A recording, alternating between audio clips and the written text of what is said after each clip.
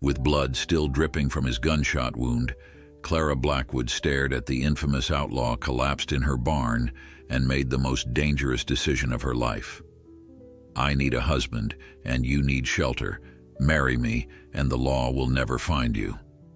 Before we continue, don't forget to subscribe to the channel, like the video, and comment where in the world you're watching from. Let's go.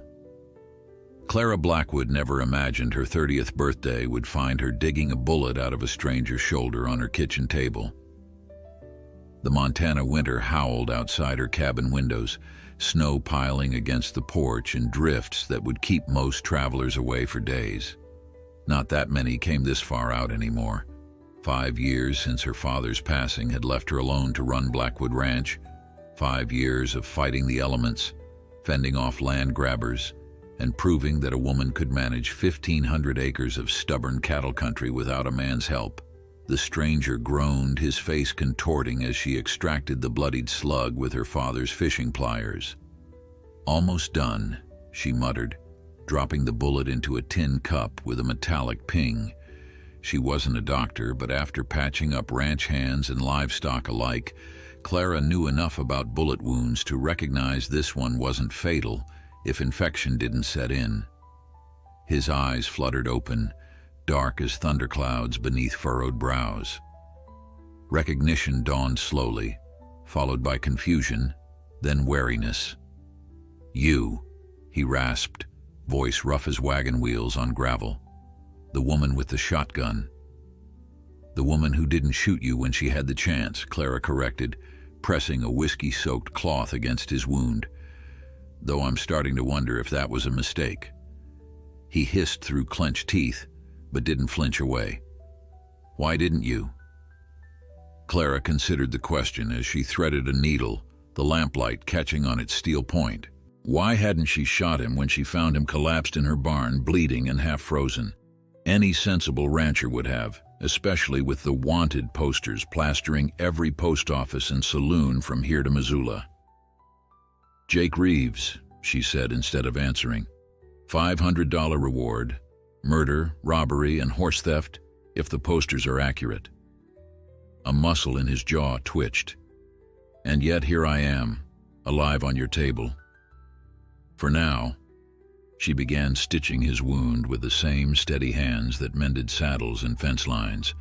"Though the sheriff's men will be through once the snow clears. They've been hunting you since that business in Helena." Jake Reeves watched her work, his breathing measured despite the pain she knew her needle was causing. "You planning to collect that reward?" "Haven't decided." Clara tied off the final stitch, a neat row of black thread against his tanned skin. "Depends on what you have to offer instead." His eyebrow rose, a flicker of something, amusement perhaps, crossing his face despite his predicament. "I'm not carrying much that would interest a woman like you." "I'm not talking about money." Clara stepped back, wiping her bloodied hands on a cloth. She studied him properly now. The lean strength in his frame despite his injury. The calloused hands that spoke of hard work before whatever had turned him outlaw. The intelligence behind those wary eyes. He wasn't what she'd expected when she'd heard the rumors of Jake Reeves sweeping through Montana territory like a summer storm. What then? Suspicion deepened the lines around his mouth. Clara moved to the stove, pouring coffee into 2 chipped mugs. The decision had been forming in her mind since she'd recognized who had stumbled onto her property. Reckless, perhaps, certainly unconventional, but no more desperate than the letters she'd been receiving from the bank in Billings. "I need a husband," she said matter-of-factly, setting a mug near his good arm. "And you need shelter." For a moment, Jake Reeves looked more stunned than when she'd found him half-conscious in the snow. "You've lost your mind, woman." "Quite possibly." Clara pulled a chair up beside the table. "But here's how I see it.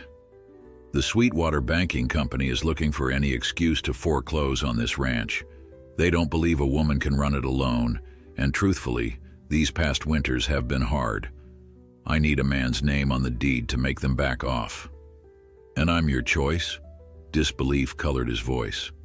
A wanted man? Jake Reeves is wanted, Clara corrected. But my new husband, Jacob Blackwood, wouldn't be. Not if he's been working this ranch for years, just returning from selling cattle in the Northern Territories. Understanding dawned in his eyes. You're proposing a false marriage. I'm proposing a real marriage on paper. You get a new identity, shelter from the law, and a place to disappear. I keep my ranch and gain protection from men who think a woman alone is easy pickings. She took a sip of her coffee, watching him over the rim. When spring comes and you're healed, you can ride on if you want, or stay. Your choice. Jake's laugh was short and harsh. Lady, you don't know who you're dealing with. I know exactly who I'm dealing with. Clara's voice hardened. A man running from something. Maybe you did what they say, maybe you didn't. I don't much care. What I care about is that this ranch has been in my family for 3 generations, and I'll do whatever it takes to keep it. Outside, the wind moaned through the eaves, emphasizing the isolation that surrounded them. 10 miles to the nearest neighbor, 20 to town. They could be the last 2 people in Montana for all the good it would do either of them. What makes you think you can trust me? Jake asked finally. I could kill you in your sleep, take your horses, and be gone. Clara's smile didn't reach her eyes. You could try, but I'm a light sleeper with good aim. And besides, she nodded toward his shoulder, you won't get far in this weather, not in your condition. The pass won't clear until spring thaw. He studied her with newfound respect. You've thought this through. I've had time. She stood, gathering her medical supplies. You have until morning to decide. If it's no, I'll patch you up enough to survive the journey to Billings once the snow clears. If it's yes, I'll ride to town when we can and return with a preacher. Simple as that. Nothing about this is simple, Jake muttered. Clara paused at the door to her bedroom. One more thing. Whatever you did before, whatever brought you here, it stays in the past. This ranch, this marriage, it would be a fresh start. But cross me and I promise the law will be the least of your worries. The threat hung between them, sincere as a promise. Jake Reeves closed his eyes, exhaustion finally claiming him. But Clara knew he wouldn't sleep much tonight, neither would she. Morning came with relentless clarity, sunlight streaming through frost-covered windows and illuminating the kitchen where Jake sat gingerly at her table, dressed in her father's old shirt. He looked better, still pale, but the feverish glaze had left his eyes. Those eyes tracked her as she moved about the kitchen, preparing a simple breakfast of biscuits and salt pork. Well? She asked finally, setting a plate before him. Jake took a slow, deliberate bite before answering. I've got conditions. I expected nothing less. My past stays my past, no questions. Clara nodded. Agreed. If I decide to leave come spring, you don't try to stop me. I won't force a man to stay where he doesn't want to be. Jake studied her, searching for deception and finding none. Then I guess you've got yourself a husband, Mrs. Blackwood. Clara extended her hand, businesslike. And you've got yourself a ranch, Mr. Blackwood. When he took her hand, his grip was firm despite his injury. A partnership sealed not with a kiss or vows of love, but with the pragmatic understanding of 2 survivors recognizing in each other what they needed most. For Clara, legitimacy and protection. For Jake, a sanctuary from his past and the chance at a future he'd thought forever lost. The deal was struck. The rest remained to be seen. 3 days passed before the snow cleared enough for Clara to consider the journey into town. 3 days of awkward silences and cautious circling as she and Jake established the boundaries of their unusual arrangement. He slept on a pallet by the fire, his injured shoulder keeping him from doing much beyond sitting at her kitchen table, watching as she moved through the daily rhythms of ranch life. "You manage all this alone?" he asked on the second evening, observing her return from the barn, her clothes dusted with hay and her cheeks flushed from exertion. "Not entirely by choice." Clara hung her heavy coat on its peg. "Had 2 hands until last fall, brothers from Kansas. Good workers, but the younger one got engaged to the milliner's daughter in town, and the older wouldn't stay without him." Jake nodded, understanding the unspoken truth. Few men would work long-term for a woman, especially one stubborn enough to run a ranch single-handed. "What about family? Dead or back east?" She didn't elaborate, and Jake didn't press. They were both guarding their past like misers with gold coins. By the 4th morning, Jake was strong enough to stand without swaying, the color returning to his face as infection retreated from his wound. Clara watched him from the doorway as he experimentally lifted his good arm, testing his range of motion. "Don't push it," she warned. "Tear those stitches and I'll be the one to redo them. Won't be as gentle the second time." A ghost of a smile touched his lips. "Noted. Weather's holding. I'll ride to town today." His expression immediately shuddered. "You're bringing back the law?" "I'm bringing back Reverend Hayes and whatever paperwork we need." She crossed her arms. "Unless you've changed your mind?" Jake glanced toward the window, toward freedom and danger in equal measure, then back to Clara, measuring her against whatever calculation was running behind those guarded eyes. "I haven't," he said finally. Clara nodded, satisfied. "I'll be back by nightfall. Try not to die while I'm gone." The ride to Clayton Falls took nearly 2 hours, the trail still treacherous with patches of ice lurking beneath fresh snow. Clara's mare picked her way carefully, steam puffing from her nostrils in the crisp air. The town appeared suddenly around a bend, a collection of wooden buildings straddling the rutted main street, chimney smoke rising in gray columns against the blue Montana sky. Clara tied her horse outside the general store, brushing snow from her coat before stepping inside. The warmth hit her immediately, along with the familiar sense of coffee, tobacco, and wool. "Miss Blackwood." Walter Jenkins, the storekeeper, straightened behind the counter. "Surprised to see you in town so soon after that blizzard. Everything all right out at your place?" "Just fine, Walter." Clara removed her gloves. "Need supplies and wondered if you'd seen Reverend Hayes today." "Should be over at the church. Anything I can help with?" Clara placed her list on the counter. "Just the usual, plus extra coffee and some of those medical supplies we discussed last month." Walter's bushy eyebrows rose. "Someone heard out your way?" "Just being prepared." Clara kept her expression neutral. Winter's far from over. As Walter gathered her supplies, the bell above the door jangled. Sheriff Thomas Holloway stomped snow from his boots, his weathered face breaking into a smile when he spotted Clara. "Well now, if it isn't the most stubborn woman in Montana territory." His tone was friendly, but Clara tensed nonetheless. The sheriff had been her father's friend, but that friendship hadn't stopped him from suggesting repeatedly that she sell the ranch after his death. "Sheriff," she acknowledged with a nod. "Glad to see you made it through that storm in one piece." He leaned against the counter. "Was about to send one of my deputies out to check on you once the pass cleared." "No need. I can handle a little snow." "Course you can." His eyes crinkled. "Still, it's no life for a woman alone." "Jenkins here was just saying yesterday, wasn't you, Walter?" The storekeeper looked uncomfortable. "Just concerned is all, Miss Blackwood." Clara bit back a sharp retort. 5 years of the same conversation had taught her that anger only reinforced their belief that women were too emotional for business. "Your concern is noted," she said evenly, "but unnecessary. In fact," she added, an inspiration striking, "that's partly why I'm in town.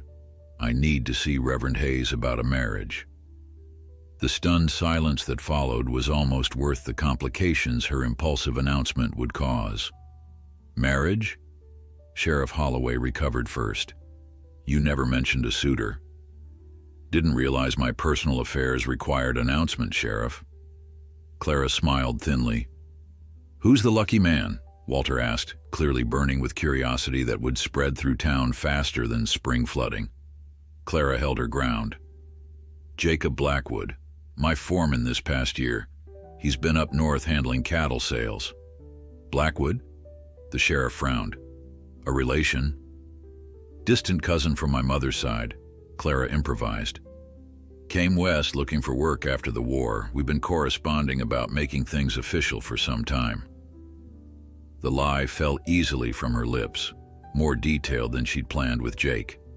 But the surprised respect in the men's eyes told her it was working. Well, I'll be, Walter said, clearly delighted by this gossip. Never thought you'd settle down, Miss Blackwood. A woman needs a husband. Sheriff Holloway nodded approvingly. Especially running a spread that size. When do we meet this Jacob? Once we're properly married, Clara replied. He's recovering from an accident during his journey back, thrown from his horse in that storm. Nothing serious, but he's in no state for visitors. The sheriff's eyes narrowed slightly. Quite convenient timing. Clara met his gaze steadily. Providence works in mysterious ways, Sheriff.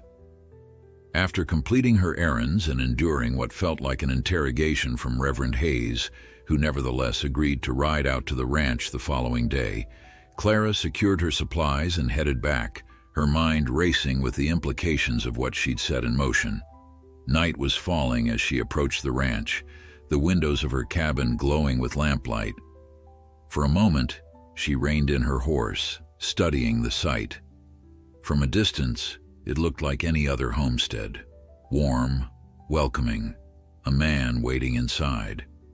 The thought was both comforting and terrifying. Jake met her at the door, a rifle, her father's Winchester, held loosely in his good hand.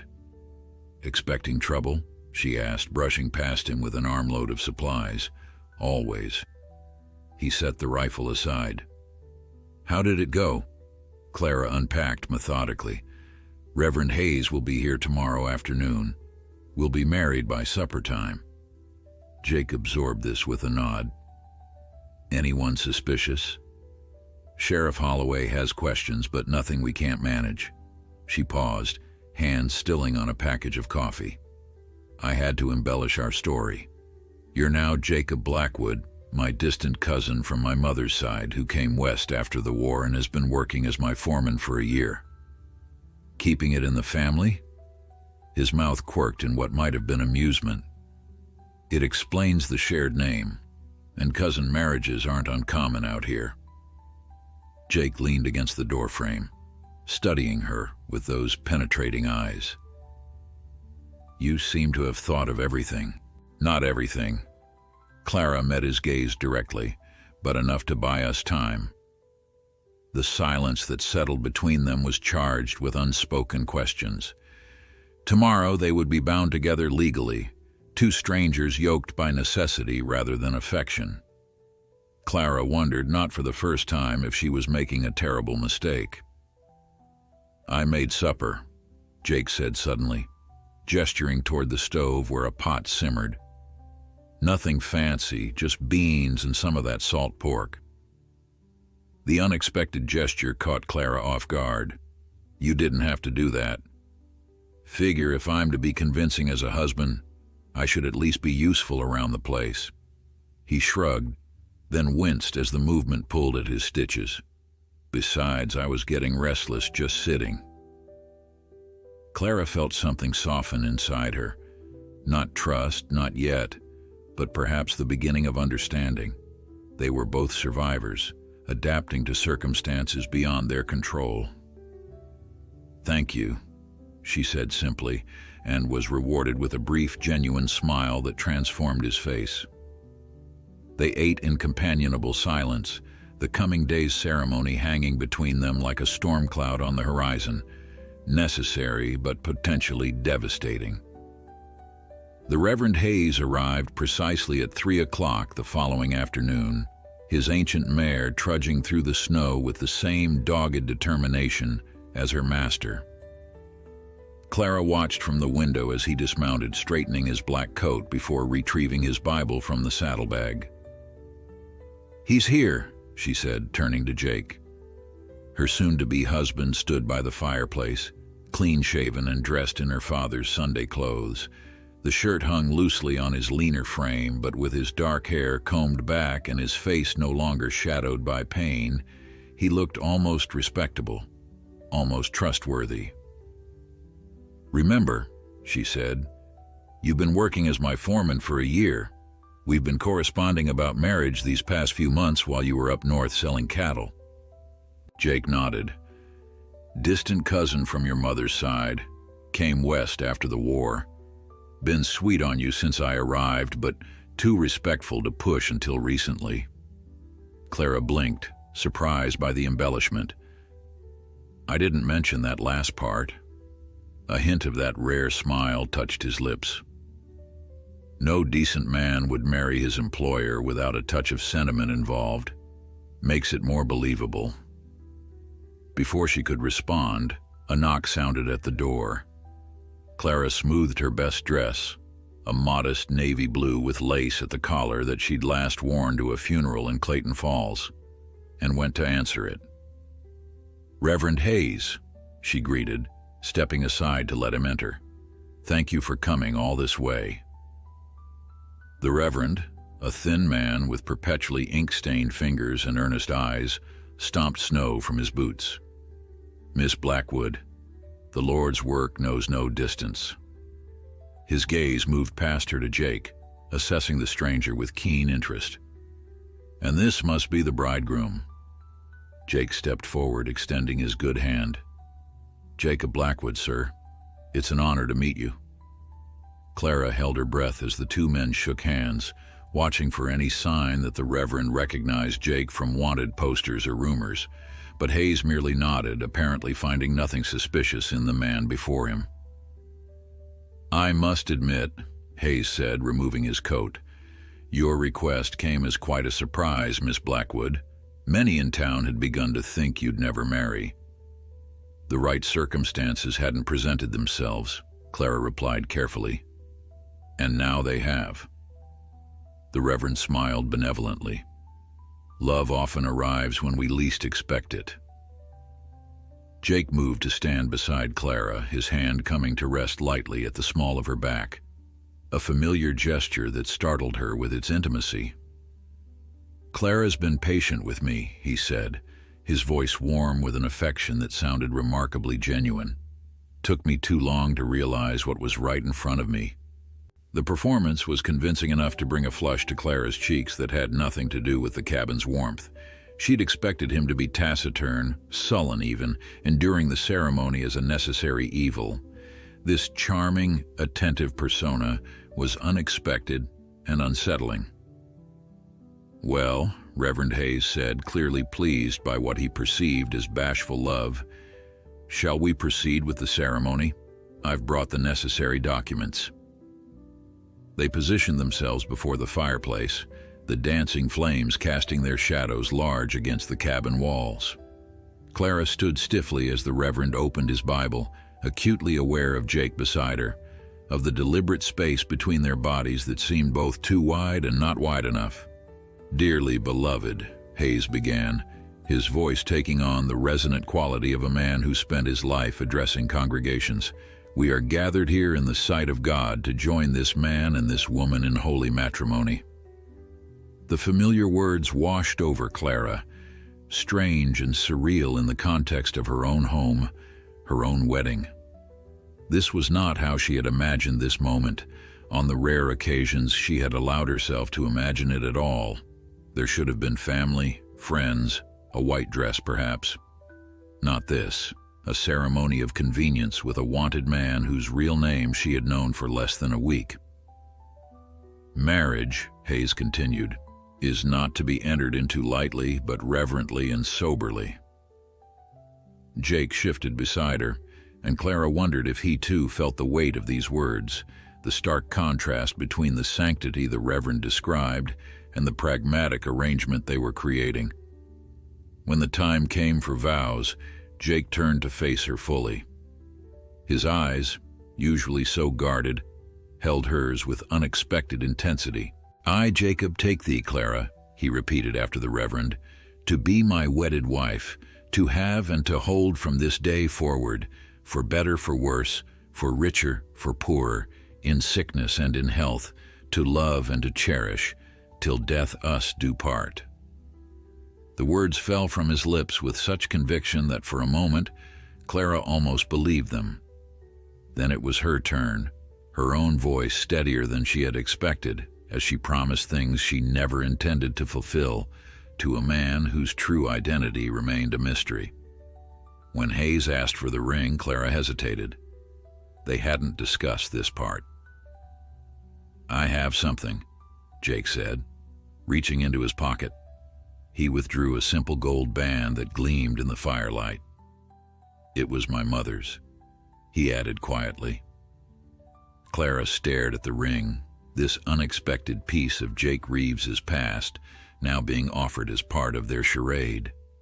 The gesture seemed too intimate, crossing some invisible boundary she hadn't realized existed between them, but with the Reverend watching expectantly, she extended her hand.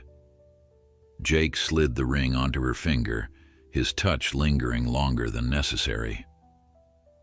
"By the power vested in me," Hayes proclaimed minutes later, "I now pronounce you man and wife. What God hath joined together, let no man put asunder." A heavy silence filled the cabin as these words settled around them. They were married, legally, irrevocably bound until death or divorce parted them. "You may kiss your bride," Hayes prompted when neither moved. Clara tensed. This they definitely hadn't discussed. Jake's eyes asked a silent question. Clara gave an almost imperceptible nod, preparing herself for a perfunctory peck, the minimum required to maintain their facade. Instead, his hand came up to cup her cheek, surprisingly gentle for a man she'd first encountered bloody and half-frozen. He leaned down and his lips met hers with careful restraint, a warmth that lasted only seconds but left her oddly breathless when he pulled away. "Congratulations to you both," Hayes beamed, oblivious to the complexity beneath the surface of what he'd just witnessed. "Now, if you'll just sign these documents." The marriage certificate bore their signatures minutes later, Clara's familiar scrawl beside Jake's more deliberate hand. She watched the ink dry, making their deception official in the eyes of both church and law. Hayes stayed for coffee and a slice of the apple pie Clara had baked that morning in a fit of nervous energy. He chatted amiably about town gossip and his hopes for their happiness, while Jake played his role with surprising skill, attentive husband, respectful nephew by marriage, a man clearly smitten with his new bride. When the Reverend finally departed as dusk settled over the ranch, Clara closed the door behind him and leaned against it, suddenly exhausted by the charade. "That went well," Jake observed, loosening the collar of his borrowed shirt. "Yes." Clara moved to the window, watching Hayes's figure grow smaller as he rode away. "You're a better actor than I expected." "Not my first time being someone I'm not." His voice had returned to its usual guarded tone. Clara turned to face him, studying the man who was now, in the eyes of God and the Montana Territory, her husband. "That ring," she said finally. "Was it really your mother's?" Something flickered across Jake's face, pain, perhaps, or memory. "Yes. You didn't have to use it for this. A wedding needs a ring." He shrugged, and she'd have approved of it being used to help a woman protect what's hers. The statement revealed more about Jake Reeves than perhaps he intended. Clara filed it away with the other fragments she'd collected. His educated speech, his familiarity with social niceties, the calluses on his hands that spoke of hard work before his outlaw days. "What now?" he asked, breaking the silence that had stretched between them. Clara glanced at the marriage certificate on the table, then at the gold band on her finger. Now we make it convincing. Word travels fast. We'll have visitors soon enough. Neighbors curious about the new husband, the sheriff still suspicious. And at night? Jake asked, the question hanging between them like smoke. You keep to your pallet by the fire. Clara's voice was firm. This marriage is on paper only, Mr. Reeves. It's Blackwood now, he reminded her with a hint of that smile, and I wasn't suggesting otherwise, just establishing boundaries. Clara nodded, relieved and oddly disappointed in equal measure. Right. Well, Mr. Blackwood, since you're recovering so well, tomorrow you can start earning your keep. The north fence needs mending, and I'm behind on a dozen other chores with winter settling in. Yes, ma'am. Jake gave a mock salute with his good arm. Anything else, wife? The word sent an unexpected shiver through Clara. Just remember, she said, turning away to hide her reaction, this arrangement works only if we both play our parts convincingly. The moment anyone suspects you're not who we say you are, I understand the stakes. His voice had lost its teasing edge. I won't put you at risk, Clara. You have my word. She wanted to ask what the word of an outlaw was worth, but something in his expression stopped her. Instead, she nodded and moved to the kitchen, busying herself with supper preparations. Behind her, Jake Reeves, now Jacob Blackwood, watched with unreadable eyes, the gold ring that had sealed their bargain gleaming on her finger, like a promise neither had intended to make. 3 days into their marriage, Jake proved himself surprisingly useful despite his healing shoulder. Clara watched from the barn doorway as he methodically repaired a broken harness, his fingers working the leather with practiced skill. Where'd you learn leather work? She asked, setting down a bucket of fresh milk from their lone dairy cow. Jake didn't look up. My father was a saddle maker in Virginia before the war. Another piece of the puzzle that was Jake Reeves. Clara filed it away with the others. Educated speech, gentlemanly manners at odds with his outlaw status, the gold ring that now encircled her finger. Virginia, she repeated, a long way from Montana. War has a way of scattering men. His tone discouraged further questions, and Clara didn't press. Their arrangement didn't require personal histories, only a convincing performance of matrimony. I'm riding out to check the northwest pasture, she said instead. The creek there tends to flood with the snow melt. Jake set aside the harness. I'll go with you. Your shoulder is healing fine. He stood rolling it experimentally. I've worked through worse. Clara hesitated. Since the wedding, they'd established a cautious routine, sharing meals and work, but carefully maintaining their separate spaces. Having him accompany her on the daily rounds felt like another boundary crossing. Fine, she relented, but we take it slow. They rode out under a sky threatening more snow, Clara on her roan mare, and Jake astride her father's old gelding. The silence between them was surprisingly comfortable as they followed the fence line, checking for breaks and downed posts. Your father built all this? Jake asked as they crested a rise overlooking the valley that comprised most of Blackwood Ranch. Clara nodded, feeling the familiar ache that accompanied thoughts of her father. Started with 50 acres and a handful of cattle, built it up over 30 years. That's something to be proud of. Jake's gaze swept across the winter-brown pastures. Something worth protecting. It is. She studied him, wondering not for the first time what had turned this man from Virginia saddlemaker's son to Montana outlaw. What about you? What's the most you've ever built? The question caught him off guard. He was silent so long Clara thought he wouldn't answer. Had a homestead once, he said finally, in Wyoming territory. Nothing grand. 100 acres, a cabin smaller than yours, some horses I was breeding. His voice grew distant. Started it after the war, thought I was done with fighting. What happened? His expression hardened. Progress happened. Railroad wanted the land. When I wouldn't sell, they found other ways to take it. The bitterness in his voice struck Clara like a physical blow. Here was a man who had lost everything once before, perhaps explaining why he understood her desperate need to keep what was hers. Before she could respond, movement near the tree line caught her attention. Riders, 3 of them, approaching from the direction of town. "We have company," she said, pulling her mare to a halt. Jake's hand instinctively moved toward his hip where a gun would normally rest. Clara had kept all firearms locked away, unwilling to fully trust him despite their arrangement. "Sheriff Holloway," she identified the lead rider, "and looks like the Harris brothers with him." "The law making social calls now?" Jake's voice was light, but Clara could see tension in every line of his body. "Stay calm," she murmured. "Let me do the talking." Sheriff Holloway raised his hand in greeting as they approached. "Mrs. Blackwood," he called, emphasizing her married title with a touch of irony. "Thought we'd ride out and welcome your husband properly to the community." Clara forced a smile. "How thoughtful, Sheriff. Though the weather's turning, not the best day for social visits."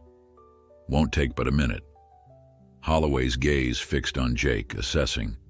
"Just wanted to meet the man who finally convinced our most independent rancher to settle down." Jake straightened in his saddle, affecting the posture of a man with nothing to hide.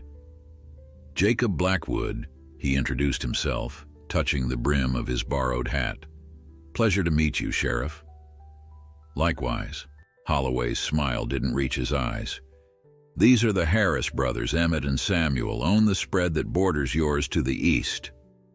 The brothers nodded, Emmett, the elder, eyeing Jake with undisguised curiosity. "Heard you've been working this ranch a while. Strange we never crossed paths before." "I keep to myself," Jake replied smoothly, "and I've been handling cattle sales up north most recently." "North, huh?" Samuel Harris scratched his beard. "Any luck selling to those Fort Benton merchants? They're notorious cheapskates." Clara tensed, recognizing the trap. The Harris brothers had never sold to Fort Benton. They were testing Jake's story. "Didn't deal with the merchants," Jake answered without hesitation. "Army contracts are more reliable. Fort Shaw's always looking for beef." The casual confidence with which he delivered this lie impressed Clara. Either Jake Reeves had indeed dealt with military contracts before, or he was even better at deception than she'd realized. Sheriff Holloway's gaze remained skeptical. "Army, huh? That explains it. What regiment were you with during the war, Blackwood, being a Virginia man and all?" Clara felt a chill that had nothing to do with the winter air. How did Holloway know Jake was from Virginia? She certainly hadn't mentioned it in town. Jake's expression remained neutral. 17th Virginia Infantry to start, transferred to the 5th Cavalry in '63. Confederate, then Union? Holloway raised an eyebrow. "That's unusual. War makes for unusual circumstances." Jake's voice hardened slightly. "As I'm sure you know, Sheriff." The implied question hung in the air. Where had Holloway been during the conflict that tore the nation apart? The sheriff's jaw tightened, and Clara knew Jake had scored a point in whatever game they were playing. "Well," Holloway said finally, "we should let you get back to your rounds. Weather's turning, like Mrs. Blackwood said." He tipped his hat. "Expect we'll see you both in town soon. Church on Sunday, perhaps?" "Perhaps," Clara answered non-committally. As the 3 men rode away, Clara waited until they were well out of earshot before turning to Jake. "How did he know you're from Virginia?" "He didn't," Jake said grimly. "He was fishing, waiting to see if I'd contradict something you'd told him." "And the regiment numbers? The transfer story?" A shadow crossed Jake's face. That part was true enough. They rode in silence back toward the ranch house, snow beginning to fall in fat, lazy flakes that melted against their coats. "The sheriff suspects something," Clara said finally.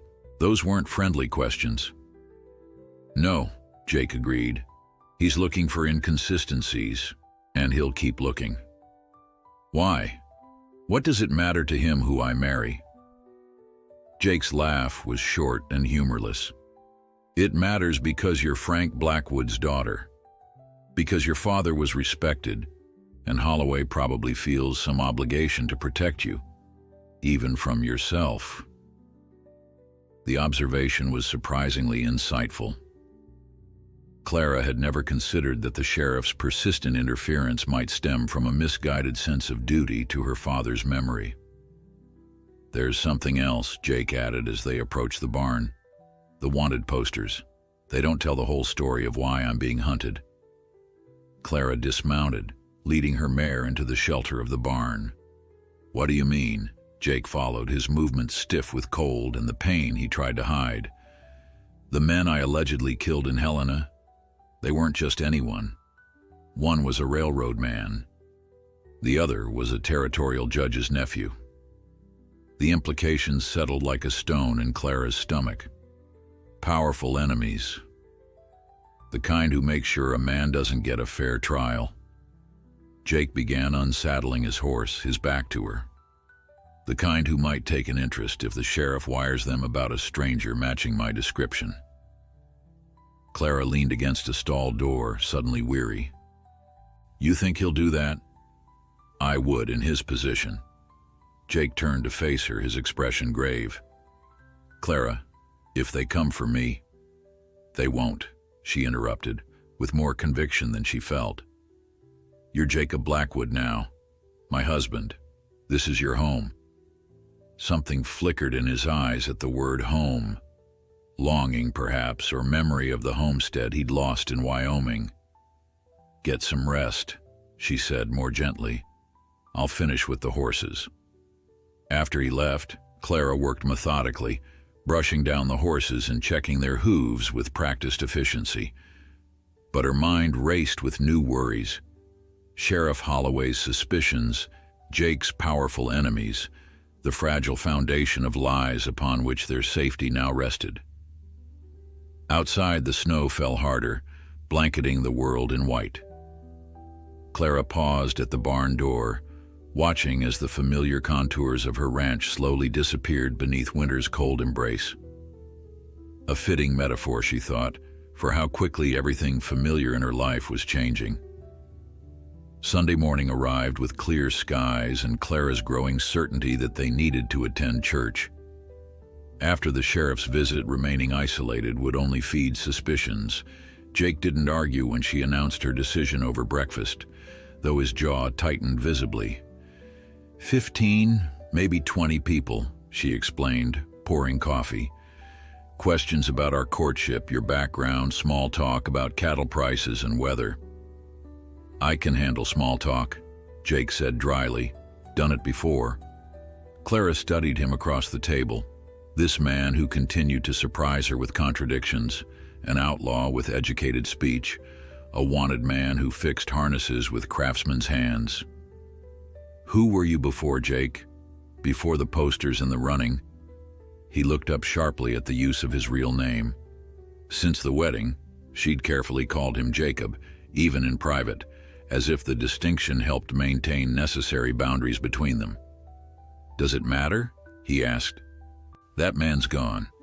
It matters if I'm bringing you among people who knew my father, who trust me." She held his gaze.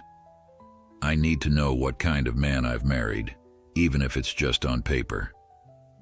Jake set down his coffee cup, deliberate. "I was a rancher. Built that homestead in Wyoming with my own hands after mustering out.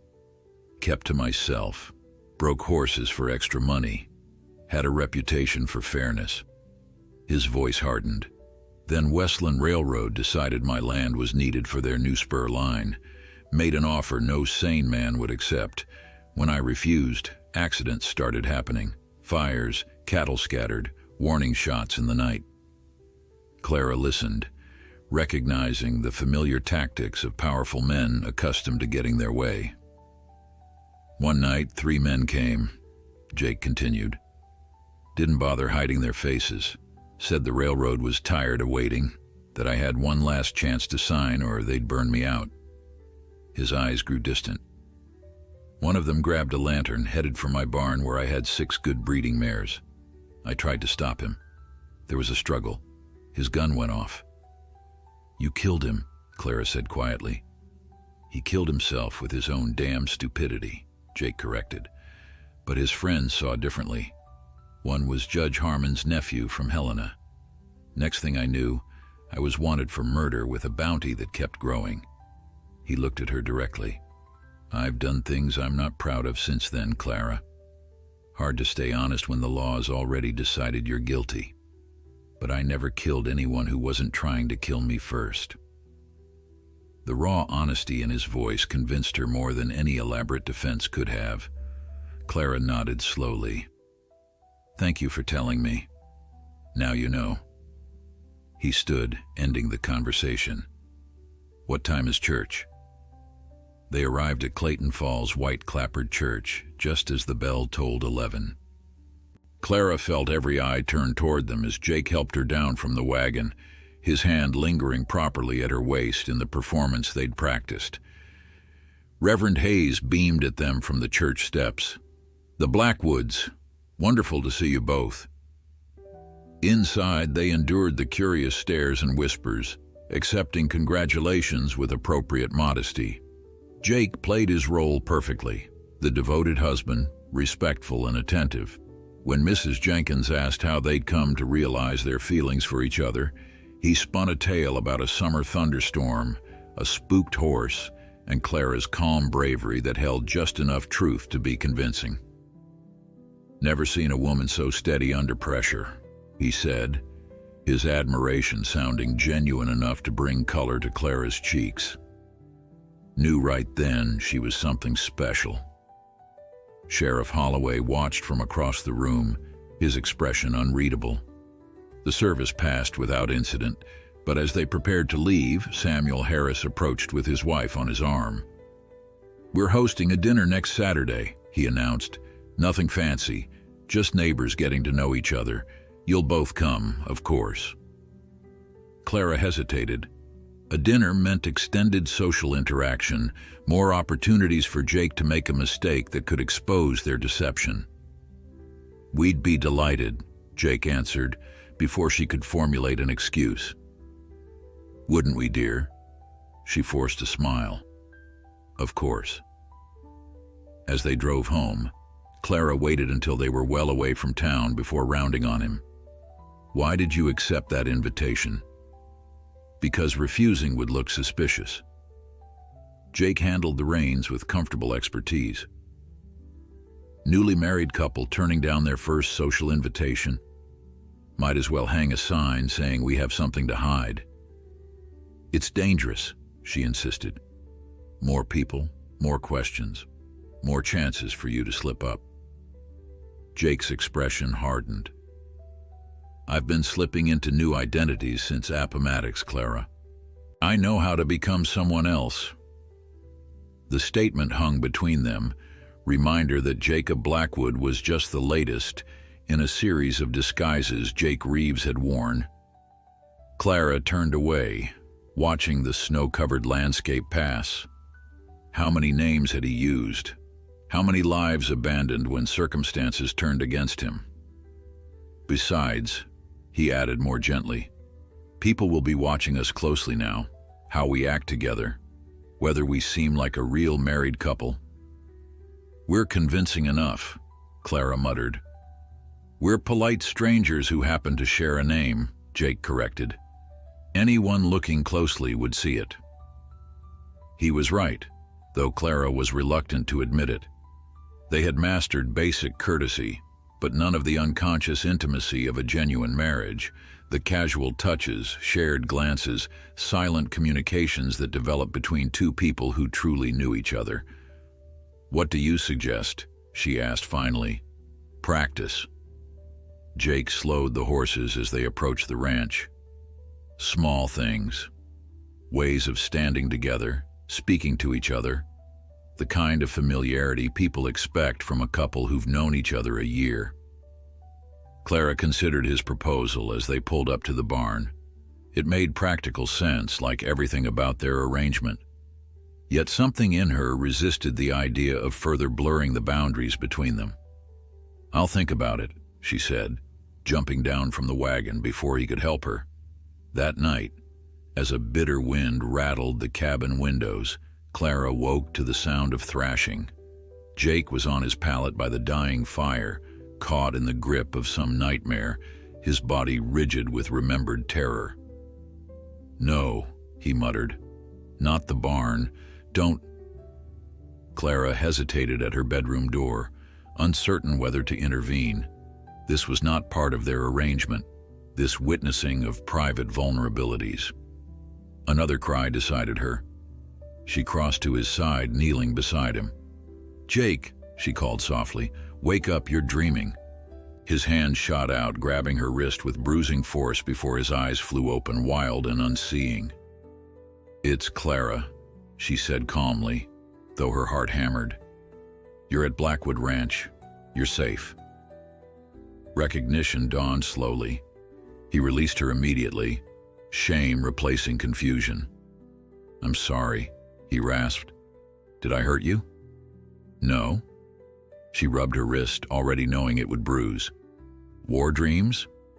Jake sat up, running a hand through sweat-dampened hair. "Sometimes other memories." The fire had burned low, leaving the cabin in near darkness. In this shadowed intimacy, it seemed easier to speak truths they might avoid in daylight. "I have them too," Clara admitted. "Dreams where I find my father in the north pasture again, where I'm not too late." Jake looked at her sharply. Too late? She hadn't meant to reveal this much, but the words came anyway. "Heart failure," the doctor said, but he'd been fine that morning. "I found him when he didn't come in for supper. If I'd checked earlier—" "You couldn't have known," Jake said quietly. "Maybe."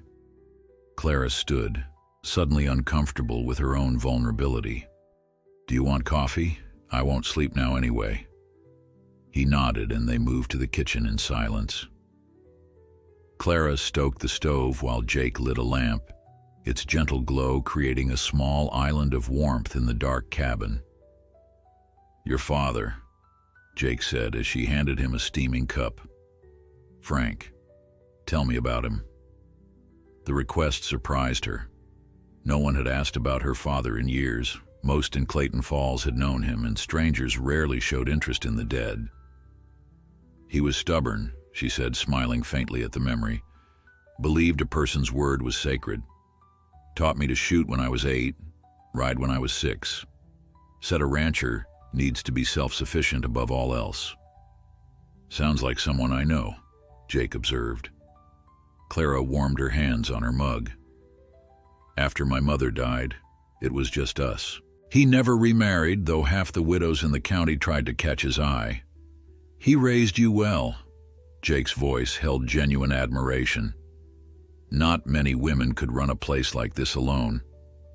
"Not many would have to," Clara replied, the familiar bitterness creeping in.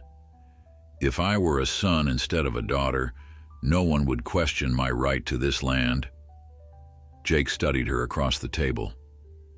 "Is that why you agreed to marry a stranger? Because being a wife made you more acceptable than being a woman alone?" The question struck uncomfortably close to truth. "I married you because the bank was looking for excuses to foreclose," she said. "Because a woman alone is vulnerable in ways a married one isn't." "And now?" His eyes held hers. "What are we now, Clara?" She looked away, unable to answer a question she'd been asking herself since the moment she'd found him bleeding in her barn. Allies, certainly. Perhaps even friends of a cautious sort, but something else was growing between them, something neither had anticipated when they'd made their practical arrangement. The week before, the Harris dinner brought heavy snowfall, forcing Clara and Jake to work side by side in the close confines of the barn and cabin. The enforced proximity accomplished what Jake had suggested: practice at being a married couple more effectively than any deliberate effort could have. They developed small rituals without discussion, Jake stoking the fire each morning while Clara prepared breakfast, Clara mending clothes in the evenings while Jake cleaned tack, both of them sharing the day's final coffee as twilight settled over the snow-covered ranch. These quiet moments built a rhythm between them, a domestic harmony neither had anticipated. "Your coffee's always better than mine," Jake observed on Thursday evening, warming his hands around the mug Clara had placed before him. "Same beans, same pot, but it tastes different." Clara hid her pleased smile. "My father's secret. Let it boil, then throw in a dash of cold water before it settles, clears the grounds faster." Frank Blackwood was a wise man. Jake's expression grew thoughtful. Would he have approved? Of me, I mean? The question caught Clara off guard. They'd been discussing their story for the Harris dinner, but this felt like something else, something more personal than their practiced deception. "He would have hated that I needed to marry anyone to keep the ranch," she answered honestly. "But you..." She studied Jake across the table, this complicated man who'd become her ally. "He might have understood you, the parts that are true anyway." A flicker of something, gratitude perhaps, crossed Jake's face before he returned to their preparations. "We should agree on more details, how I proposed, where we were married before the Reverend made it official." Clara nodded. "Simple is best. Fewer details to remember." "Agreed. I proposed here at the ranch, nothing fancy. We were married by a circuit preacher when he came through Fort Benton last fall. Just us and 2 witnesses, traders I'd done business with. And why keep it quiet until now?" Jake thought for a moment. "You wanted to tell your father's friends in person, not through gossip. And we were waiting until I returned from my last cattle drive." It was a plausible story, consistent with what they'd already established. Clara nodded approval. "What about how we met? They'll ask that at dinner." "Your father hired me after encountering me breaking horses near Great Falls," Jake suggested. "Knew good horsemanship when he saw it." Clara smiled slightly. "That sounds like him. He always said he could judge a man's character by how he handled horses." "Speaking of horses," Jake said, rising from the table, "I should check on that bay mare again. She seemed restless earlier." Clara watched him don his coat and step into the bitter night. This too had become routine. His conscientiousness about the livestock, his willingness to take on the hardest chores despite his still healing shoulder. In the 2 weeks since their wedding, Jake Reeves had proven himself more reliable than any hired hand she'd employed. When he returned, stomping snow from his boots, his expression was grim. "Storm's getting worse. Barometer's falling fast." Clara moved to the window, peering into swirling darkness. "The dinner's tomorrow. If this keeps up..." "We won't make it," Jake finished. "Might be for the best." She turned to face him. "You were the one who said refusing would look suspicious. That was before I saw what's brewing out there." He hung his coat by the door. "This isn't ordinary snow, Clara. It's the kind that buries cattle and takes fingers from careless men." The severity in his tone gave her pause. Clara had survived enough Montana winters to respect their deadly potential, but something in Jake's manner suggested personal experience with winter's worst. "We'll see how it looks tomorrow," she conceded. "If the pass is blocked, even Samuel Harris can't expect us to risk it." Morning brought confirmation of Jake's prediction. The storm had intensified overnight, transforming the landscape into an unrecognizable white wasteland. Drifts rose halfway up the barn doors, and the path Clara had shoveled to the chicken coop the previous evening had vanished completely. "Coldest day of the year," Jake announced, returning from feeding the livestock. "Thermometer reads 15 below." Clara handed him coffee, the warmth of the cup a small comfort against the relentless cold. "No dinner party, then?" "No," he agreed, a hint of relief in his voice. "Not unless the Harris family wants to add causing the Blackwoods deaths to local gossip." The phrasing, "the Blackwoods," caught Clara's attention. It was the first time Jake had referred to them as a unit, a family rather than two individuals bound by convenience. She found she didn't mind. They spent the day in domestic isolation, taking turns checking on the animals and maintaining the fires that kept the cabin habitable. By evening, the worst of the storm had passed, leaving an eerie stillness broken only by the occasional crack of branches surrendering to their snow burden. "I'll need to dig out the chicken coop tomorrow," Clara said, setting aside her mending, "and check for broken fences once it's clear enough to ride." Jake nodded, looking up from the ledger he'd been studying, Clara's meticulous accounting of the ranch's finances. She'd shown it to him after breakfast, a gesture of trust that had clearly surprised him. "These cattle prices," he said, "they're lower than they should be." Clara sighed. "The Harris brothers control the local market. They arrange the buyers, set the terms. Small ranchers like me take what we can get." "It's robbery," Jake muttered, scanning the columns of figures. "You're barely breaking even after expenses." "Welcome to ranching as a woman," Clara said with practiced resignation. "Why do you think the bank is so eager to foreclose? They know this place would be worth twice as much in a man's hands." Jake's expression darkened. "There are ways around men like Harris. Independent buyers up north who'd pay fair market, army contracts that don't go through local brokers." "Perhaps," Clara agreed. "But those buyers don't come to women ranchers, and the army doesn't contract with us at all." "They would contract with Jacob Blackwood," Jake pointed out, "with your husband." The simple truth of his statement hung between them. Their marriage of convenience had practical advantages beyond merely keeping the bank at bay. As Jacob Blackwood, Jake could access markets and opportunities Clara had been systematically excluded from. "Are you suggesting we expand our arrangement?" she asked carefully. "I'm suggesting we use every advantage we have." Jake closed the ledger. "This ranch could thrive with fair cattle prices. The land is good, your stock is healthy. All you need is equal treatment in the market." Clara studied him, this outlaw who spoke of business strategies and market access with surprising knowledge. "And you could arrange that?" "I know people in Fort Benton," he said. "Men who don't ask questions beyond whether the cattle are healthy and the price is fair." The offer was tempting, a chance to turn Blackwood Ranch truly profitable rather than merely surviving year to year. But it meant deepening their entanglement, extending their partnership beyond the terms they'd originally agreed to. "Let's survive the winter first," Clara said finally. "Then we can discuss spring cattle sales." Jake nodded, accepting her caution. "Fair enough." The following morning brought clear skies and bitter cold.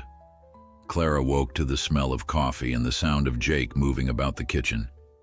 She dressed quickly, the cabin floor icy beneath her feet despite the fire he'd built up. "We have visitors," Jake said without preamble as she emerged from her bedroom.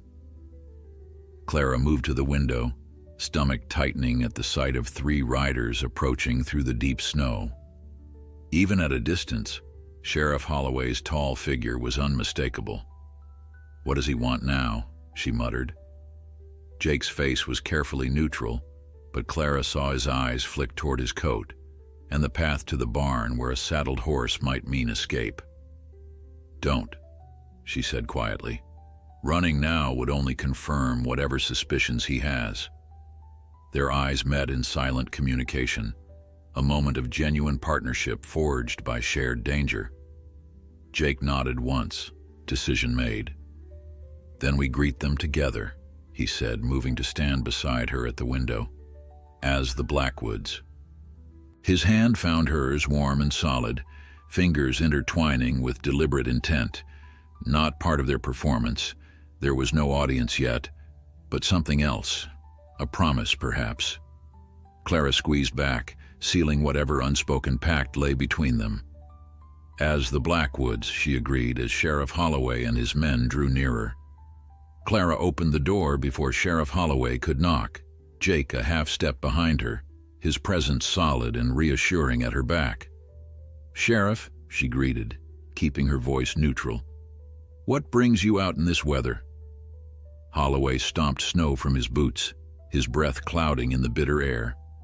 Behind him, 2 deputies remained mounted, hands resting casually near their holsters. "Morning, Mrs. Blackwood, Mr. Blackwood." The sheriff's keen eyes took in their stance, close, united. "Sorry to disturb you folks after such a blow, but we're checking on outlying ranches. Storm hit hard." Jake stepped forward. "Coffee's hot if you'd like to warm up." The invitation surprised Clara, though she kept her expression unchanged. Inviting the suspicious sheriff into their home seemed dangerously bold, yet refusing would appear defensive. "Obliged," Holloway said, following them inside. The cabin felt suddenly smaller with the sheriff's imposing presence. Clara busied herself pouring coffee while Jake took the lawman's coat, the picture of a hospitable husband. "Harris was concerned when you didn't make the dinner," Holloway said, accepting the steaming mug, "though I told him no one with sense would attempt that pass yesterday." "We sent word with Jenkins from the Mercantile," Jake lied smoothly. "His boy was heading that way, must not have made it through." Clara kept her face carefully neutral, impressed by Jake's quick thinking. The story was plausible. Jenkins's teenage son often carried messages between ranches, and impossible to verify with roads still largely impassable. "Likely not," Holloway agreed, warming his hands on the mug. His gaze wandered around the cabin, noting the domestic details. Jake's shaving kit on the shelf, Clara's sewing basket near his chair by the fire, their breakfast dishes still on the table. 2 coffee cups, one with a lipstick smudge. The small intimacies of married life all carefully arranged that morning while planning their strategy. "You're settling in well then," Holloway observed. "Married life agreeing with you both?" "Very much so," Clara answered, moving to stand beside Jake. "Though I imagine you didn't ride through 15-degree weather just to check on our marital happiness." The sheriff's smile didn't reach his eyes. "Direct as always, Mrs. Blackwood. You're right, of course." He set down his coffee. "Had some interesting news from Helena. Telegraph came through just before the storm hit." Clara felt Jake tense beside her, though his expression remained mild. "Oh?" he asked. "Seems there's been a development in that case I mentioned, the railroad man and Judge's nephew killed last spring. Fellow named Reeves." Holloway's gaze fixed on Jake. "Turns out a witness has come forward. Saloon girl who saw the whole thing. Says Reeves was defending himself after they tried to bushwhack him outside town." The statement hung in the air, its implications slowly unfolding. Clara fought to keep her expression neutral, though her heart raced. Jake remained perfectly still beside her. "That's so," Jake finally said, his voice carefully disinterested. "Good news for this Reeves fellow, I'd imagine." "Would be," Holloway agreed, "if anyone could find him to tell him. Judge Harmon's not pleased. He was certain his nephew was murdered in cold blood. But the territorial governor's reviewing the case. Talk of a pardon, or at least a fair trial rather than a hanging." Clara's hand found Jake's, squeezing once, a warning or reassurance, she wasn't sure which. "Justice can be slow," she observed, "but it usually finds its way." The sheriff's eyes narrowed at her words. "That's what I've always believed, Mrs. Blackwood. Justice finds its way one way or another." He stood, setting his empty mug on the table. "I should check on the Petersons next. They're even more isolated than you folks." At the door, he paused, turning back. "One more thing. Had a telegram from an old friend in Virginia.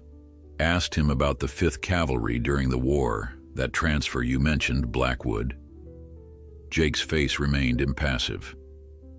And? Interesting thing, Holloway said. There were indeed soldiers who switched sides.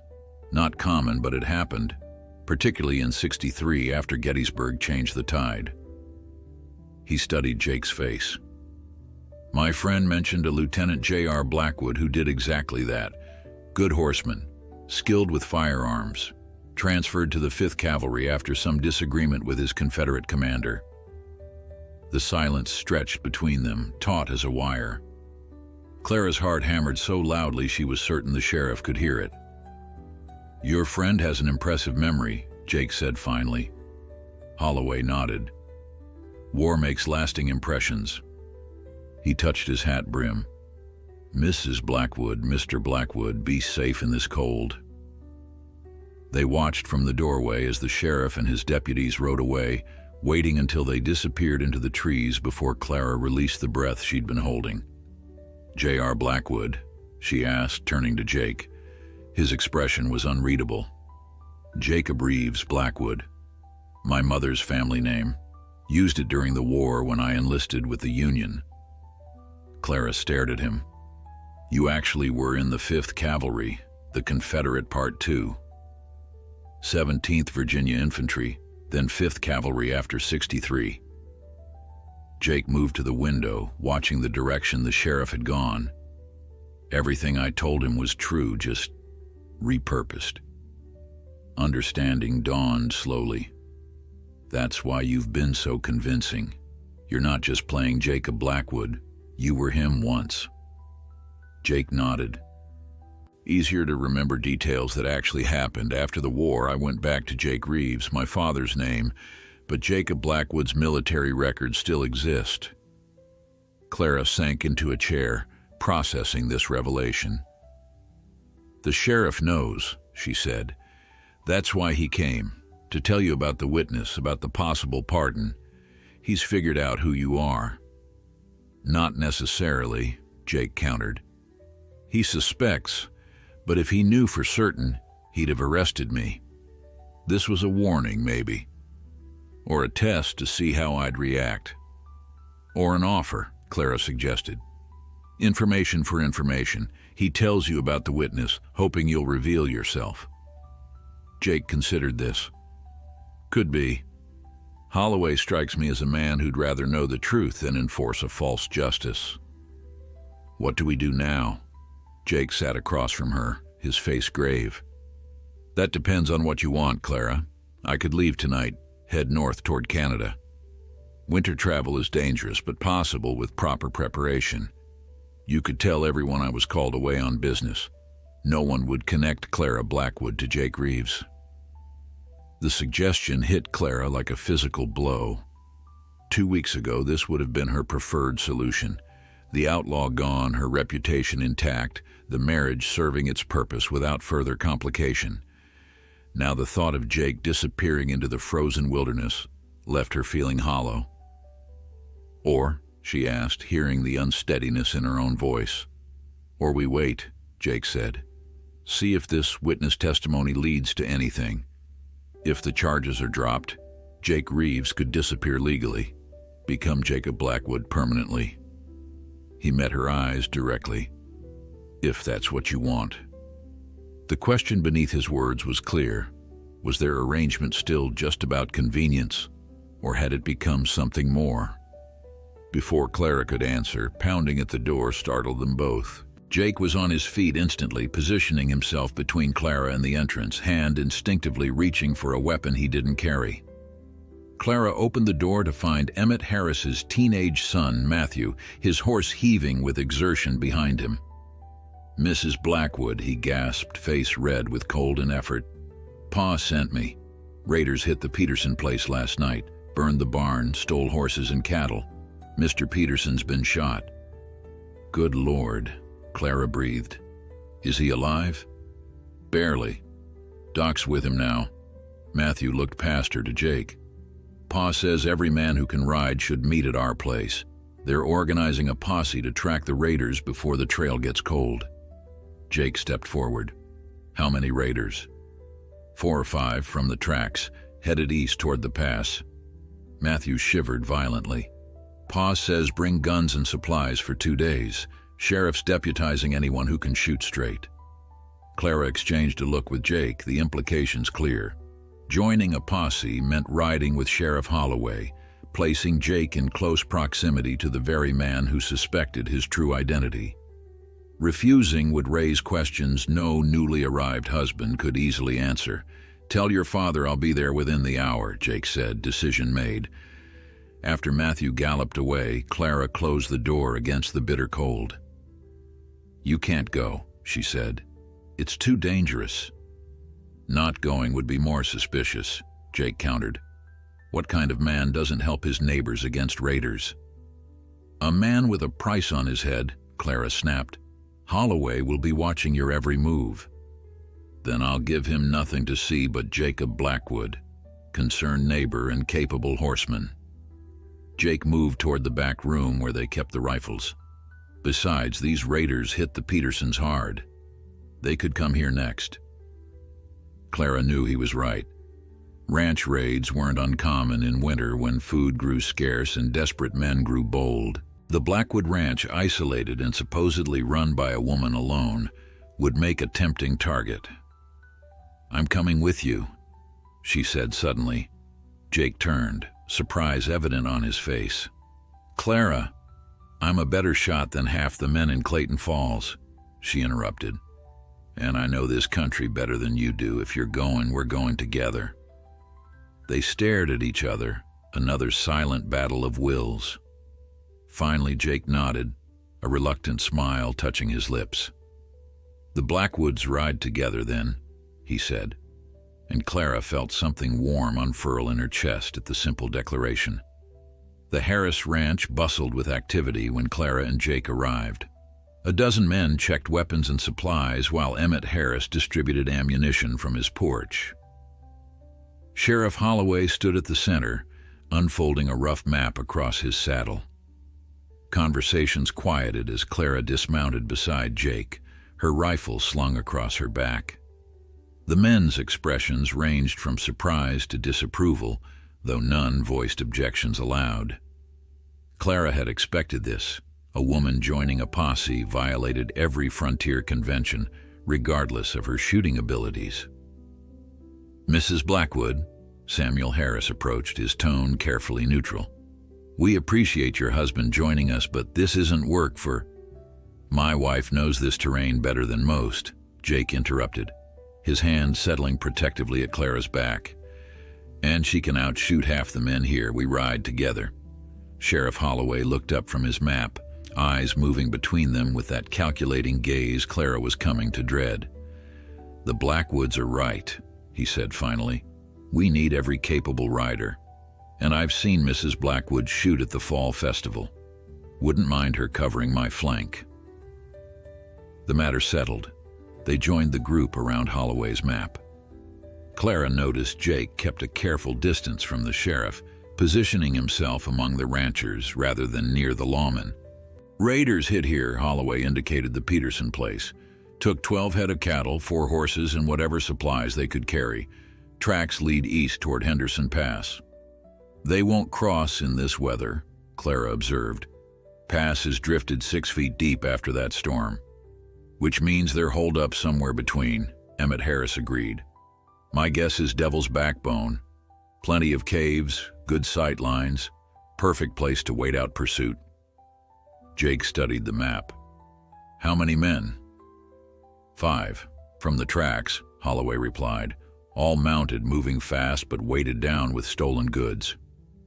Armed? Peterson took a rifle shot to the shoulder, so at least one has a long gun. Assume all are dangerous. The sheriff divided them into 3 groups. Harris and 4 men would circle south. Holloway would lead the main group along the most likely trail, while Clara and Jake were assigned to scout the northern approach with 2 of Harris's ranch hands. Clara suspected this arrangement was deliberate, keeping Jake at a distance while not seeming to exclude him. As they prepared to depart, Sheriff Holloway approached them alone, his voice pitched low. One more thing. Telegraph came through about those raiders. Description matches a gang that hit 3 ranches near Helena last month, led by a man named Garrett Wade. Jake's expression remained carefully neutral, but Clara felt him tense beside her. "Know the name?" Holloway asked, watching Jake closely. "Should I?" The sheriff shrugged. "Thought you might, being from those parts. Wade's got a reputation. Former cavalry scout, dishonorable discharge after the war, mean with a knife." He paused. "Also has a particular hatred for railroad men and anyone associated with them." The implication hung in the cold air between them. Clara struggled to maintain her composure, the connection too obvious to ignore. Jake's conflict with the railroad, the murdered railroad man in Helena, and now raiders led by a man with a vendetta against the railroads. "Be careful out there," Holloway said finally. "Wade's not just after supplies. He's hunting something else." With a nod, he returned to his group, leaving Clara and Jake to process his warning. "You know this Wade?" Clara asked once they were alone. Jake checked his saddle cinch, not meeting her eyes. "Heard of him. Bad reputation, even among outlaws." "And the railroad connection? Could be coincidence." His tone suggested otherwise. "Or?" Jake sighed, finally looking at her. "Or Holloway's sending another message. Railroad connections run through this whole business. The men I allegedly killed, Wade's vendetta, my own history in Wyoming. He's letting us know he sees the pattern." Clara mounted her horse, processing this information as their small group departed, following the northern trail through snow-laden pines. The 2 Harris hands, brothers named Caleb and Daniel, rode ahead, leaving Clara and Jake to talk privately. If Wade was in Helena when those men were killed, Clara reasoned, could he have been responsible, not you? Jake's mouth tightened. "It's possible. We frequented the same saloon. Both had reason to hate railroad men. Then the witness who came forward might have seen Wade, not me." Jake guided his horse around a fallen log. "Or she saw exactly what happened, me defending myself, but Holloway's wondering if there's more to the story." They rode in silence for several miles, the frozen landscape beautiful and forbidding around them. Clara found herself studying Jake's profile, trying to reconcile the man she was coming to know with the outlaw described in wanted posters. The pieces didn't quite fit. "Tell me what really happened in Helena," she said finally. Jake was quiet so long she thought he wouldn't answer. When he spoke, his voice was low, nearly lost beneath the creak of saddle leather and the soft thud of hooves in snow.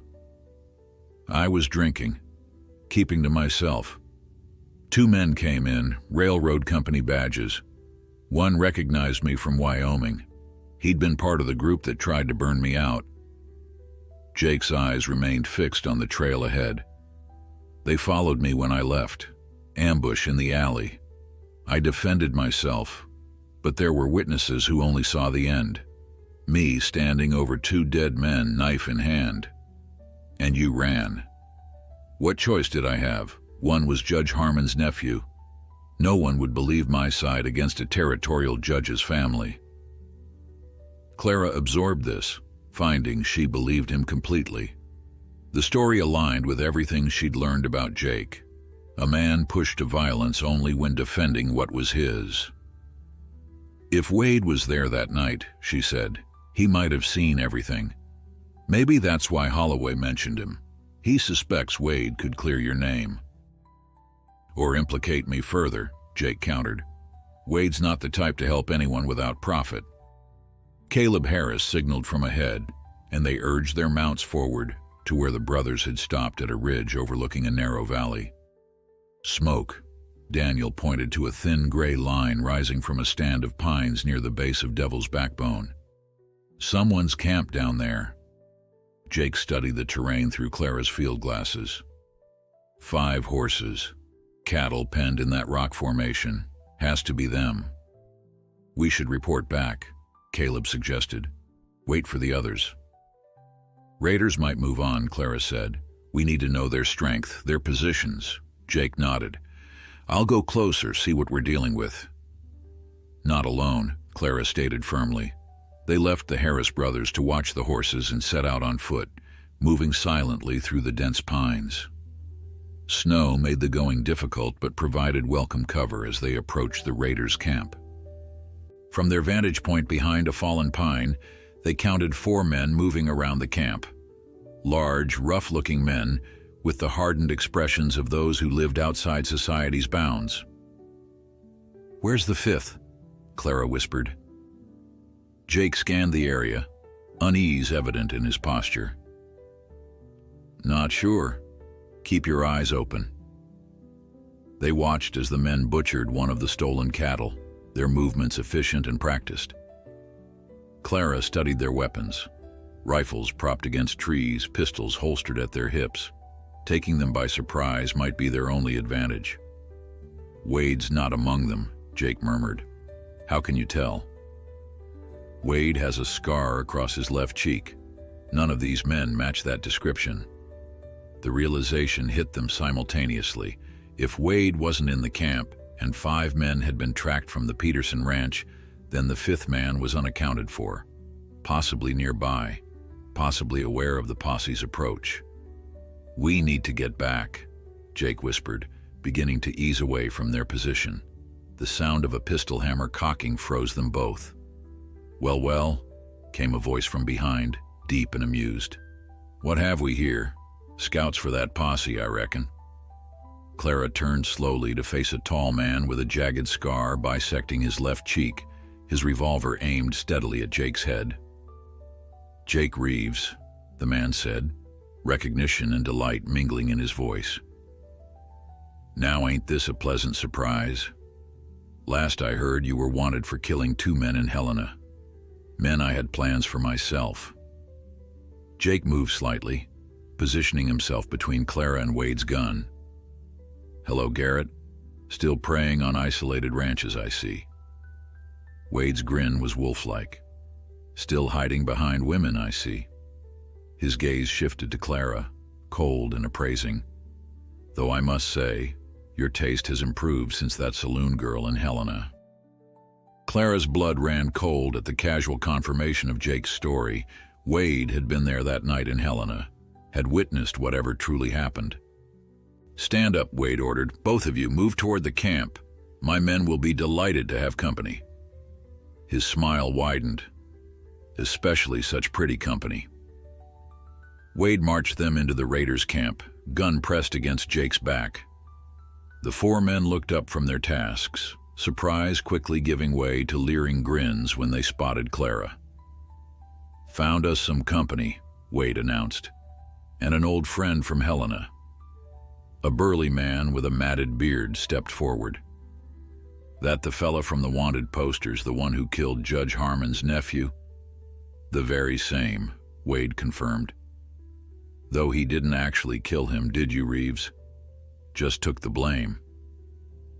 Jake remained silent, his eyes constantly moving, assessing distances, weapons, escape routes.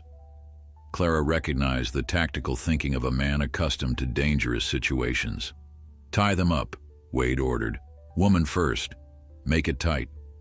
As a raider approached with rope, Jake tensed beside her. Clara gave him an imperceptible shake of her head.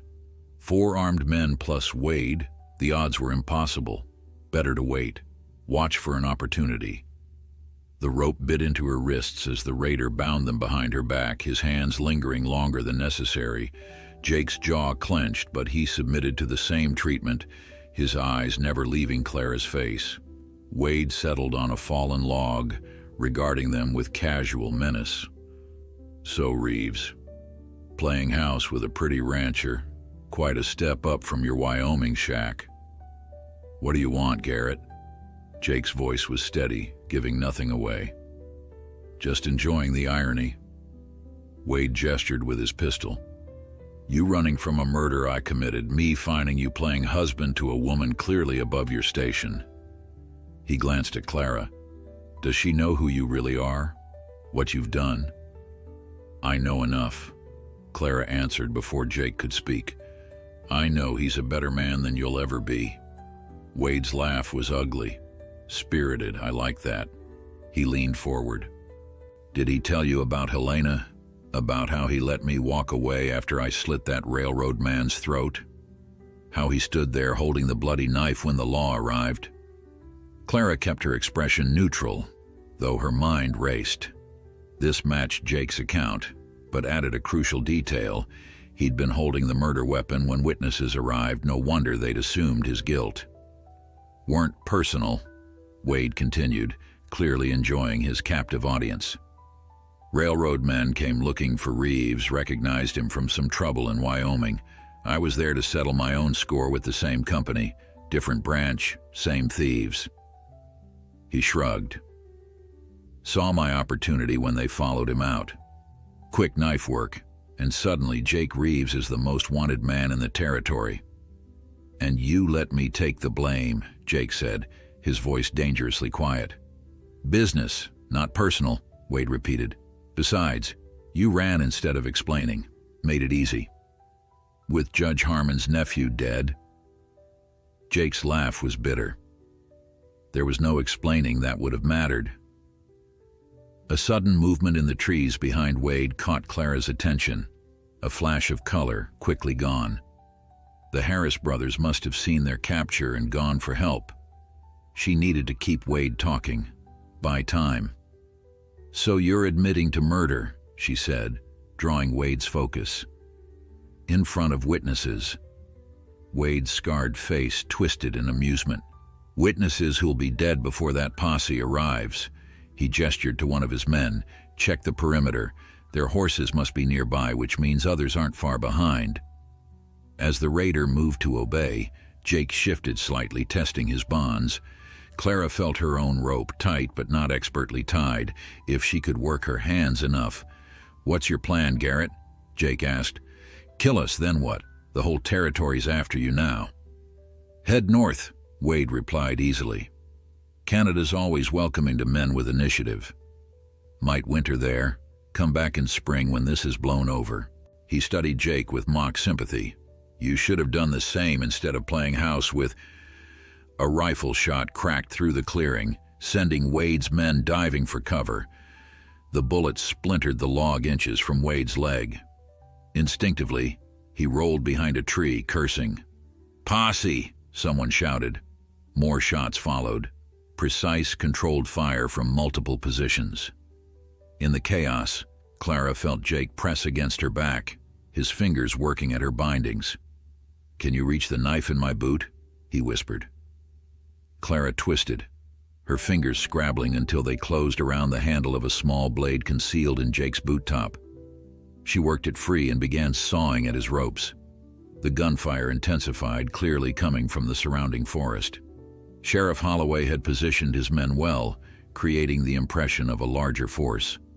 Wade's raiders returned fire haphazardly, shooting at shadows among the trees. Jake's bonds gave way. He took the knife from Clara, cutting her free in seconds. Stay low, he murmured.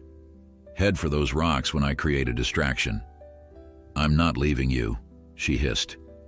Their argument was interrupted by Wade's shout. Reeves, call off your friends and I might let the woman live. Jake's eyes met Clara's, a decision forming. Before she could stop him, he rose to his knees, hands still appearing bound behind his back. It's over, Garrett. Surrender and I'll testify you acted in self-defense in Helena. Wade laughed, like anyone would believe an outlaw. They'd believe a witness, came Sheriff Holloway's voice from the tree line. The saloon girl already made her statement, said there were 2 killers that night. One who did the deed and one who got blamed. The revelation hung in the air. Clara saw the calculation in Wade's eyes, the desperate realization that his position was deteriorating by the second. What happened next unfolded with terrible swiftness. Wade lunged from behind his tree, gun aimed not at Jake but at Clara. Drop your weapons or she dies. Jake moved without hesitation, throwing himself toward Clara as Wade's finger tightened on the trigger. The shot exploded through the clearing. Clara felt Jake's weight slam into her, driving her to the ground as another shot rang out, this one from the forest's edge. Wade stumbled backward, a bloom of red spreading across his chest. He looked almost surprised as he collapsed. "Jake!" Clara turned to find him clutching his side, blood seeping between his fingers. "No, no, no." "Not bad," he grimaced, caught the edge. His face was pale, but his eyes remained clear. "Are you hit?" "No," she choked out. "You idiot, you could have been killed." His smile was strained but genuine. "Couldn't let anything happen to my wife." The remaining raiders, seeing their leader fallen, quickly surrendered. Sheriff Holloway emerged from the trees, rifle still trained on the captives as his deputies moved to secure them. "Blackwood's hit," Clara called, pressing her hands over Jake's wound. "He needs a doctor." Holloway knelt beside them, his weathered face grave as he examined the injury. Clean through the side. Missed anything vital from the looks of it. He tore a strip from his own shirt, creating a makeshift bandage. "Brave thing you did, taking that bullet." Jake met the sheriff's eyes. Would have done the same. Something passed between the men, recognition perhaps, or understanding. Holloway nodded once. "Let's get you back to town. Both of you have statements to make." His gaze lingered on Jake. "About several matters." The journey to Clayton Falls was slow and painful, Jake riding double with Clara, his body warm against her back, despite the blood-soaked bandage at his side. The captured raiders followed under guard, Wade's body slung across his own horse. At the doctor's small surgery, Clara refused to leave as Jake's wound was cleaned and stitched. Dr.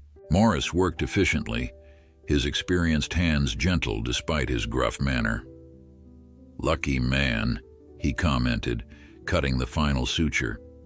"Inch to the right, and we'd be having a different conversation." Sheriff Holloway waited until the doctor finished before approaching Jake's bedside.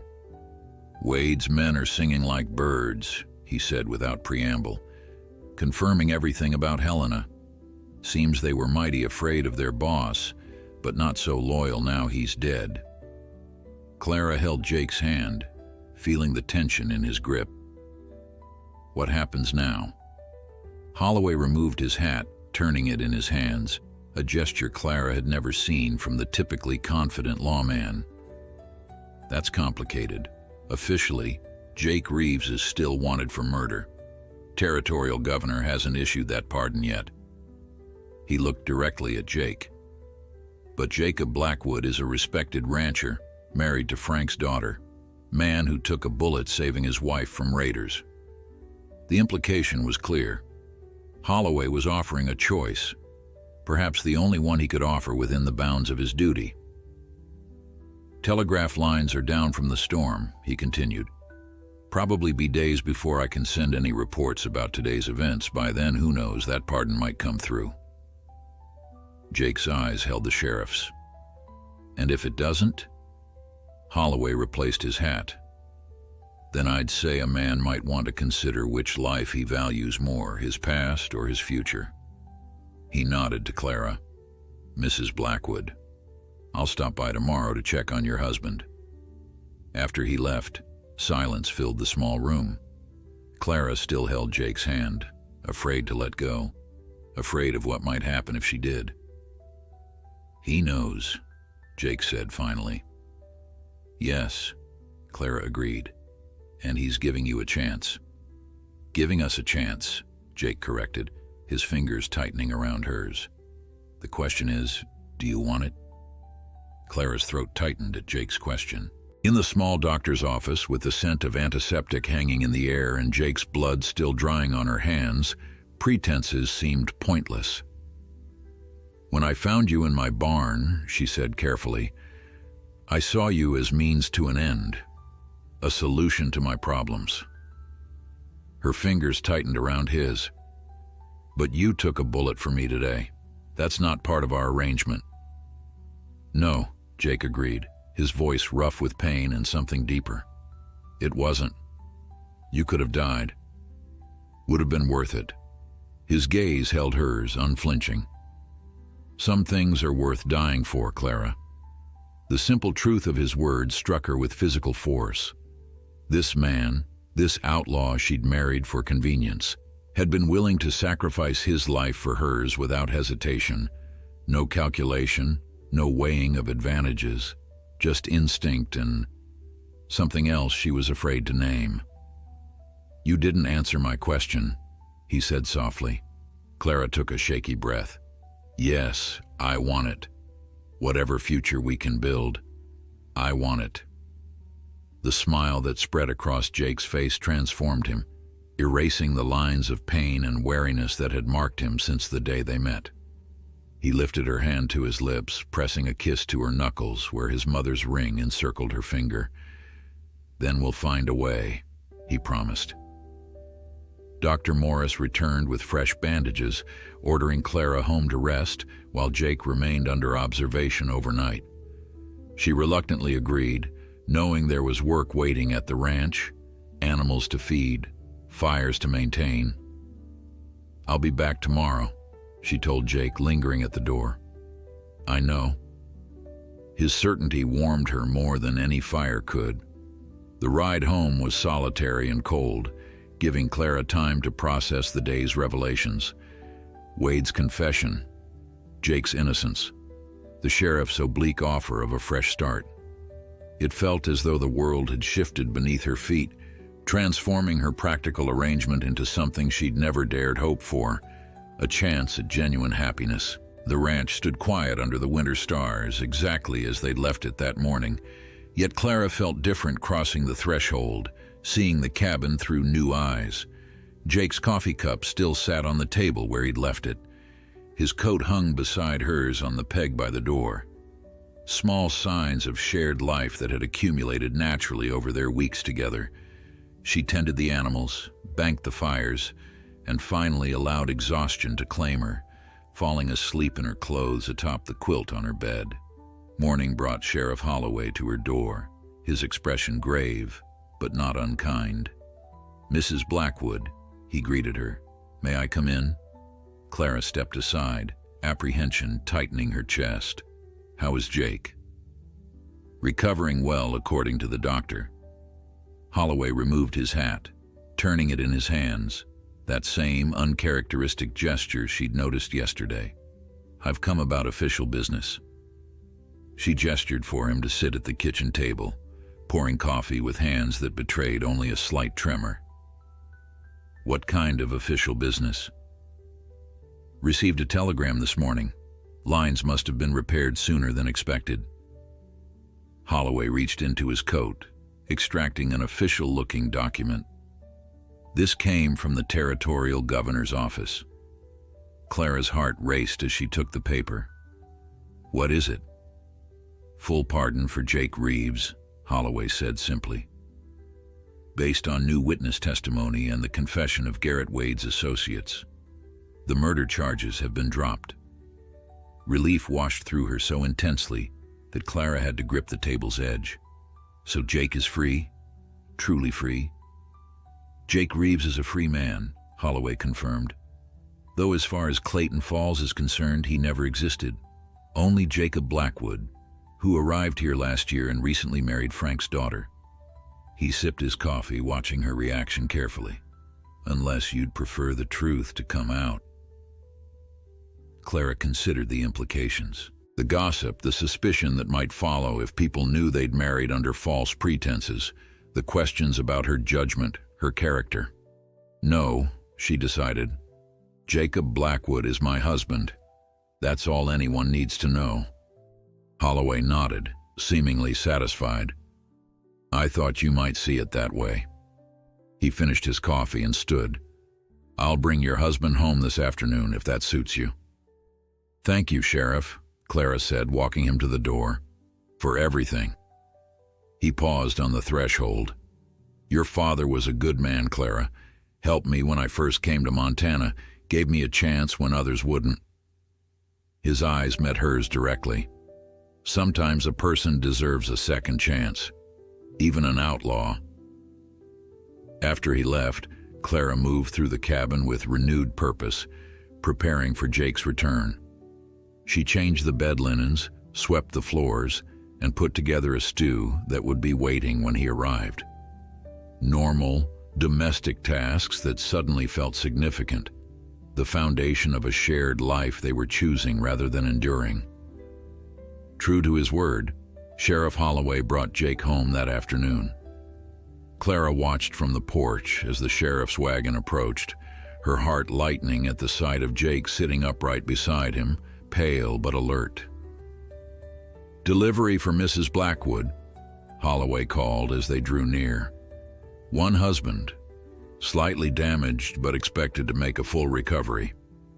Jake's eyes found Clara's, his smile warming her despite the winter chill. Holloway helped him down from the wagon, supporting him as they crossed to the porch. "Think you can take it from here?"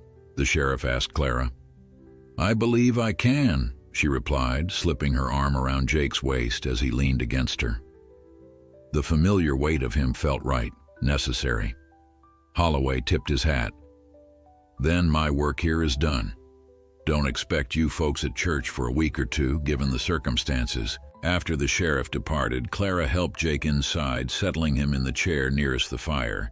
He moved gingerly, mindful of his bandaged side, but his color was better than she'd feared. "Sheriff brought the pardon," she told him, pouring coffee for them both. Jake nodded. "He showed me. Seems our friend Wade did us one final service by getting himself killed. And the witness, the saloon girl?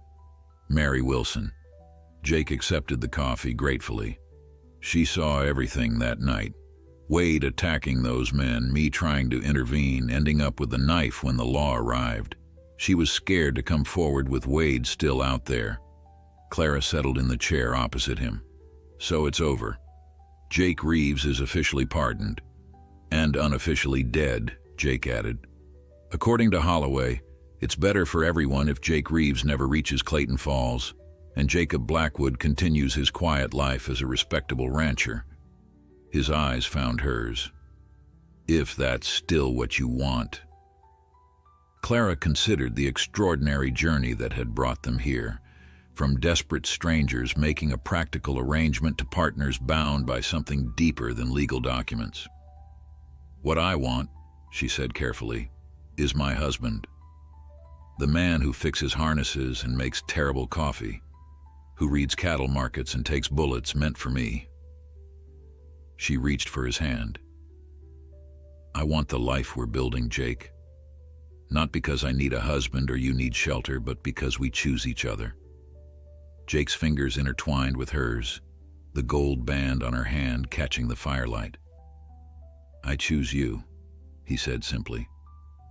"I have since the moment you didn't shoot me in that barn." Clara laughed, the sound bright and genuine in their warm kitchen. Not the most romantic beginning.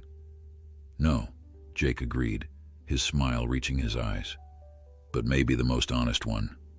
Spring came to Blackwood Ranch with gentle persistence, melting the snow and revealing the green promise beneath. Clara stood on the porch watching Jake in the corral with a spirited colt they'd bought at auction in Fort Benton. His wound had healed cleanly, leaving only a scar to match the others that mapped his journey through a hard world. Sheriff Holloway had been right about Clayton Falls. Once the excitement of the Raiders' capture faded, life returned to normal. The Blackwoods were accepted as any married couple would be, their unusual beginning forgotten in favor of their present reality. Jake's knowledge of horses and cattle markets had already improved their prospects, with contracts secured for the spring drive that would finally free them from the Harris brothers' price fixing.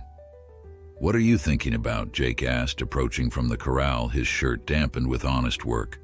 Clara smiled, making room for him beside her on the porch step.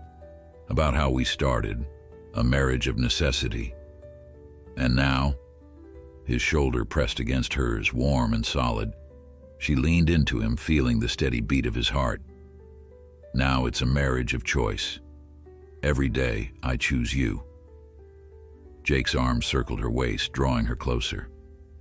"And I choose you, Clara Blackwood, today and all the days to come." The sun dipped toward the western mountains, painting the land in gold. Their land, protected, preserved, and now flourishing under their joint care. A practical arrangement had given them this beginning, but love would see them through whatever came next.